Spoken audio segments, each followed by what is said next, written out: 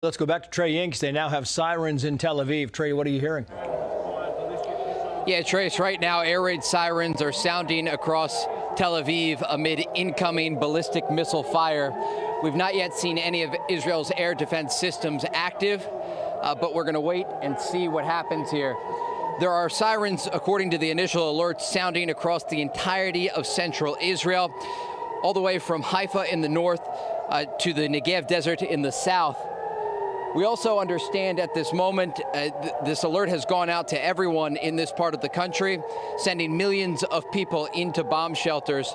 Many people trying to get underground. There are a few cars out on the road right now, but you remember we talked about those emergency orders that went into effect from Israel's Home Front Command just before this missile attack took place. Again, we don't yet see any air defense systems that are active over the city at this moment. But we're certainly waiting to see how this develops. This is the initial Iranian response to the American strikes that took place overnight, targeting the country's nuclear facilities. There are also initial reports of air raid sirens sounding in Jordan as these missiles fly over that country toward Israel.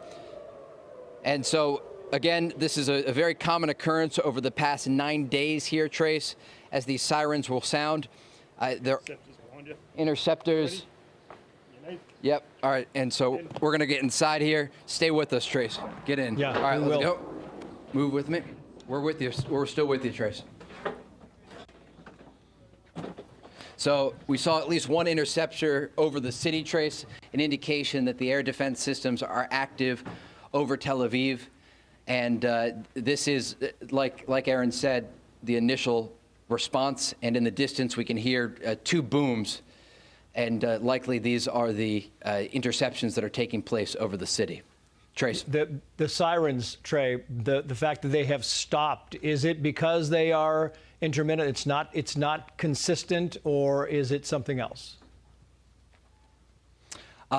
Generally, these sirens will go on for a period of time, and then they'll stop. The threat is not over, though, when the sirens end. That's very important to note. In the past, we have seen these sirens stop, and a few moments later, a loud explosion or a missile slipping past the air defense systems. These are the same sirens that sound when there's incoming rocket fire from Gaza or missile fire from Lebanon.